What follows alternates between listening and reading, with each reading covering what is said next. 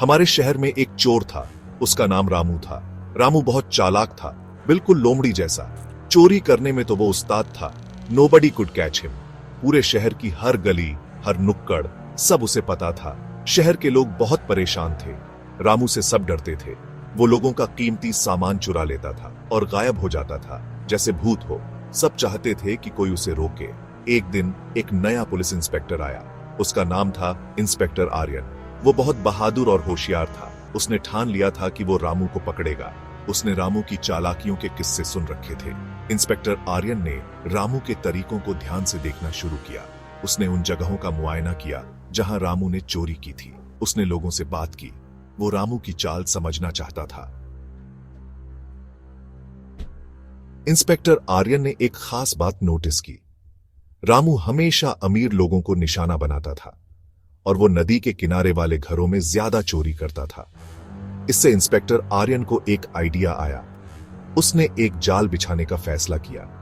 उसने एक अमीर व्यापारी से कहा कि वो बाहर जाने का नाटक करे। व्यापारी ने कुछ जेवर दिखावे के लिए रख दिए। घर नदी के किनारे था, जैसे रामू को पसंद था। इंस्पेक्टर आर्यन और उसकी टीम पास में ही छुप गए। वो सब्र से रामू के जाल में फंसने का इंतजार करने लगे।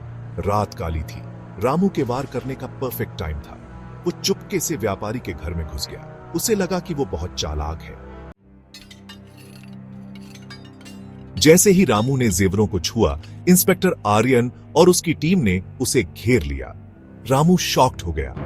उसे पकड़े जाने की उम्मीद नहीं थी। वो भागने की कोशिश करने लगा। शहर भर में भागादौड़ी मच गई। रामू बहुत तेज था।